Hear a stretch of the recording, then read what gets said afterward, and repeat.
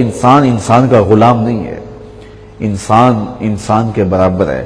فضیلتیں جو ہیں وہ کچھ معیارات مقرر کیے گئے ہیں، اور وہ بنیاد کیا ہے، ان اکرمکم عند اللہ اتقاکم، تم میں سے افضل وہ ہے جو متقی زیادہ ہے، پرہیزگار زیادہ ہے۔ تو پرہیزگاری معیار ٹھہرایا گیا، اور ہم نے جو معیارات ٹھہرائے اور اس کی وجہ سے ہم انسانوں کو دوسرے انسانوں سے افضل جاننے لگے، سمجھنے لگے، تو اس نے معاشرت کے اندر بگاڑ پیدا کر دیا، اور وہ بگاڑ پھیلتا ہوا جو ہے وہ انسانوں کو اور معاشرتوں کو تقسیم کر دیتا ہے۔ تو ہمیں ہر طرح سے اپنے ذہن کو اور اپنے دل دماغ کو ہر طرح کے تکبر سے اور ہر طرح کی خود نمائی سے پاک کرنا چاہیے، اور اپنے آپ کو ستھرا اور پاکیزہ رکھنا چاہیے۔ اللہ تعالیٰ قرآن مجید میں ایک مقام پر ارشاد فرماتا ہے کہ اگر تم جو ہے وہ اکڑ کے چلتے ہو، نہ تو تم پہاڑوں کی طوالت تک پہنچ سکتے ہو، نہ تمہارا قد اتنا اونچا ہے کہ وہاں تک پہنچ جاؤ، اور نہ تم جو ہے وہ زمین کو پھاڑ سکتے ہو، تو پھر کس بات پہ غرہ ہے، کس بات پہ ناز ہے؟ یا ایھا الانسان ما غرک بربک الکریم۔ تو غرور اور تکبر یہ وہ چیزیں ہیں کہ جو انسان کے اندر کو کچل کے رکھ دیتی ہیں اور اس کے باطن کی آنکھوں کو اندھا کر دیتی ہیں، اسے نابینا کر دیتی ہیں، اور پھر وہ جو متکبر شخص ہوتا ہے اس کے لیے ہدایت کے دروازے بھی بند کر دیے جاتے ہیں، کیونکہ واضح تلقین بھی وہ سن رہا ہوتا ہے تو اس سے اثر نہیں لے رہا ہوتا ہے۔ تو جب تکبر پیدا ہو جاتا ہے تو انسان جو ہے نبیوں سے بھی نہیں سیکھتا۔ اس سے بڑھ کر کیا بات ہو سکتی ہے کہ حضور علیہ الصلوۃ والسلام نے چاند کے ٹکڑے کر کے دکھا دیے، سورج پلٹا دیا، درختوں نے آ کے کلمے پڑے، اور سوکھی ہوئی کھجوریں ہری ہو گئی، لیکن ابو جہل ابو لہب کے اندر تکبر ایسا تھا کہ اس تکبر کی وجہ سے وہ اس حق کو، اس حقانیت کو، اس سچائی کو قبول نہ کر سکے، اگرچہ ان کا اندر کہتا تھا یہ سچ ہے۔ ایک دن حضور علیہ الصلوۃ والسلام سحری کے وقت سین حرم میں قرآن مجید کی تلاوت کرنے آئے، اور یہ حضور کا مزاج تھا کہ سحری کے وقت حرم کے سین میں آ جاتے۔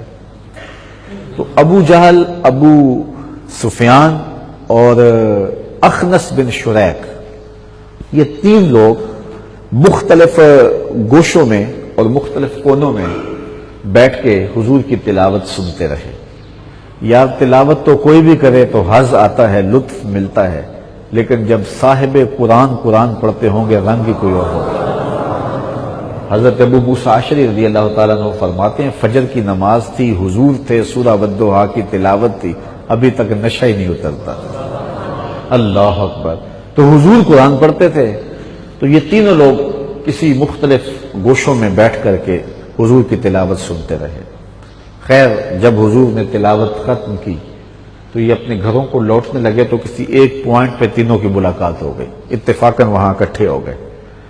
ایک دوسرے کو کوسنے لگے کہ سارا دن مخالفت کرتے ہو اور رات کی تنہائیوں میں آ کے اسی سے ہی جو ہے وہ قرآن سنتے ہو، اور اگر قوم کے کسی شخص نے دیکھ لیا تو وہ تمہارے بارے رائے کیا قائم کرے گا؟